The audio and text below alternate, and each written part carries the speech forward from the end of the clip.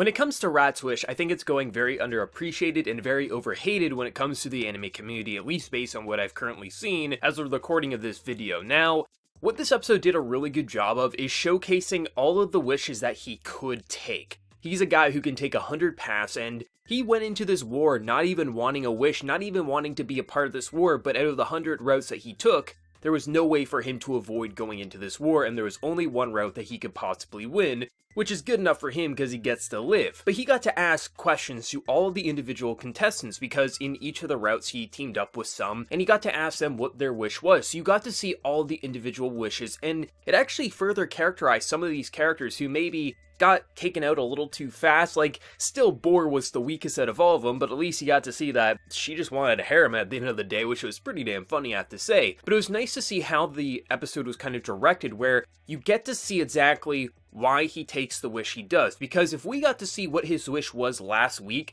this would be a bad wish, don't get me wrong. But because we had an entire episode as more or less an epilogue to see who he is when he's not fighting in a war that he doesn't want to fight in, he has all of these wishes that he could take, but you have to understand, when he decides he's going to take a wish, he then is going to have another possible 100 routes that he'll take. It's a never-ending thing for him where he's constantly making all these paths, and he's always going to regret a decision. No matter what wish he took, he ultimately found another way and another reason that it would then be disappointing for him. Comes time for him to take his wish, to tell this guy what his wish is, he just says, "Let me forget." Because for him, he never did this for a wish, he just did this because he had no other option. So for him, the most peaceful outcome, it's not world peace, it's not anything, it's just for him to be able to just go back to his normal life, where he has all these routes that he can't do anything about, but he has the ability to more or less control his life, which, even though it definitely seems like a burden, it does at least let him decide what to do and what not to do. So it makes total sense, where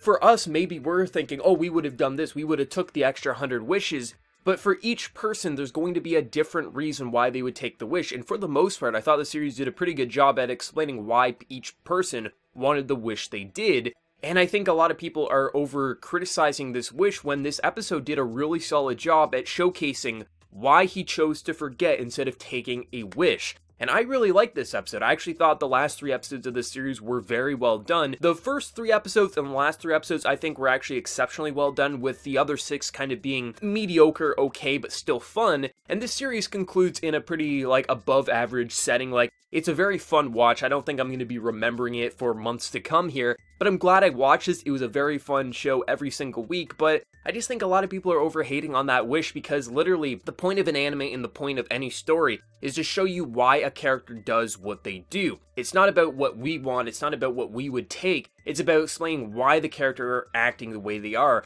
And this episode did a really good job at showcasing why he didn't take a wish that would help the world or revive the dead or make his life easier. It's just, I want to forget, I never wanted a wish, I don't want to have to keep running through all of these scenarios to determine what wish I should take or if I should take unlimited. That's not the kind of guy he was, and you can see that smile of him just peacefully sleeping at the end, and that's the perfect outcome for him. And I like the way this episode was directed, getting to see some more of the characters, a little bit of Rabbit, a little bit of all the characters who died pretty early on, to just see a bit more. Hell, even seeing Dog had a daughter and things like that. It was nice how this episode was directed, and I personally really enjoyed the ending to it. You know, maybe I'm going to be the vocal minority, but anyway, I love this episode. But let me know your thoughts. What did you think of this, and what did you think of the series overall? Let me know your thoughts down in the comment section below. And before you leave, smack that like button to show your support. If you're new to the channel, be sure to subscribe. So until next time, everyone, please take care and have a good one.